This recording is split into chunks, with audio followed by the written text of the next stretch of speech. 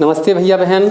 आज हम आप सबको कक्षा 12 रसायन विज्ञान अध्याय 2 विलयन में ठोस विलयन पढ़ाते हैं। प्रश्न आता है ठोस विलयन किसे कहते हैं, ये कितने प्रकार के होते हैं, उदाहरण से समझाइए। तो ये मोस्ट है कि ठोस विलयन कैसे बनता होगा। तो ठोस विलयन क्या है, ये कितने प्रकार के होते हैं, उदाहरण सही समझाइए। इस तरह से प्रश्न पूछे जाते हैं। तो सबसे पहले आप हमारे चैनल को सब्सक्राइब करें, लाइक करें और कमेंट करें और वीडियो को अंत तक देखें, तब आप समझ पाएंगे कि ठोस विलयन क्या है। तो सबसे पहले हम आपको बताते हैं ठोस विलयन। जब विलेय और विलायक दोनों ठोस हों तो उसके समांगी मिश्रण को ठोस विलयन कहते हैं। ठोस विलयन कहते हैं। जैसे मिश्र धातुएं इसका सबसे अच्छा उदाहरण है। तो क्या लिखेंगे ठोस विलयन की परिभाषा, जब विलेय और विलायक दोनों ठोस हों तो उनके समांगी मिश्रण को हम ठोस विलयन कहते हैं। जैसे सभी मिश्र धातुएं जैसे पीतल, कांसा, स्टील, ये सब क्या हैं, ठोस विलयन के उदाहरण। तो ठोस विलयन दो प्रकार के होते हैं। पहला है प्रतिस्थापी ठोस विलयन। प्रतिस्थापी ठोस विलयन। अब प्रतिस्थापी ठोस विलयन क्या है, इस प्रकार के विलयन में जो विलायक के कण होते हैं, विलायक पदार्थ होते हैं, उनमें विलेय पदार्थ के, दूसरे विलेय पदार्थ के परमाणु, अणु या आयन, उनके द्वारा विलायक के कणों को प्रतिस्थापित कर उनका स्थान ले लेना, ग्रहण कर लेना प्रतिस्थापी ठोस विलयन का उदाहरण है। जैसे पीतल, तो पीतल जस्ता और तांबे से बना मिश्र धातु पीतल। तो तांबे में जो जस्ता के कण होते हैं वो प्रतिस्थापित करके उनका स्थान ले लेते हैं। इस प्रकार से समझ लें।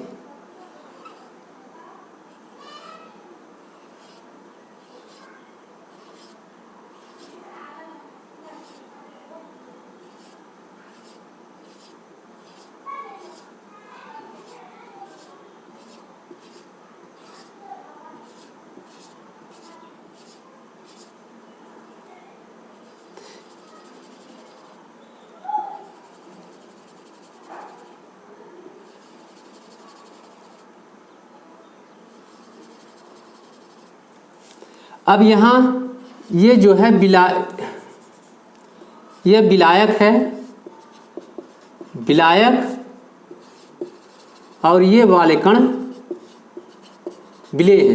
कहने का मतलब जो विलायक के कण रहे होंगे उस स्थान पर उसको क्या किया, विलेय पदार्थ के द्वारा उसको हटाकर उसका स्थान ले लेते हैं। तो इस प्रकार के जो पदार्थ बनते हैं वह कहलाते हैं प्रतिस्थापी ठोस का उदाहरण। तो ये प्रतिस्थापी ठोस, इस प्रकार से प्रतिस्थापी ठोस विलयन बनते हैं। दूसरा है अंतराकाशी ठोस विलयन। दूसरा है अंतराकाशी ठोस विलयन। अंतराकाशी ठोस विलयन, इस प्रकार के ठोस विलयन में एक ठोस पदार्थ विलायक और दूसरा ठोस पदार्थ विलेय होता है।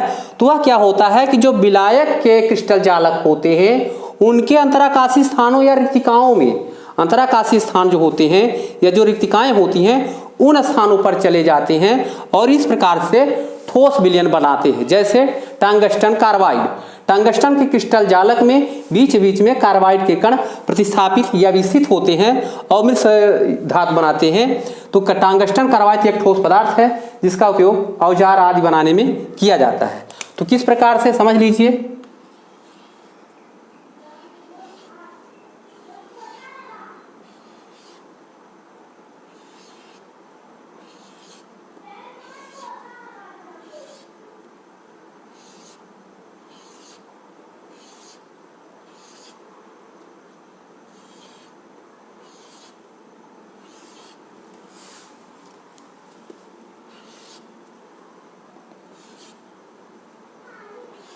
ये है विलायक, विलायक मतलब टंगस्टन का संकेत होता है W, और ये है विलेय माने कार्बाइड C।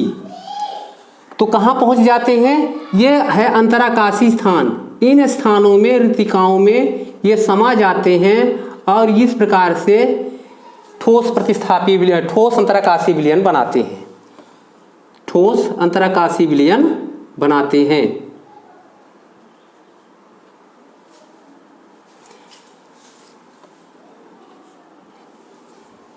इस प्रकार से तो क्या लिखेंगे, उदाहरण भी बता दिए आपको।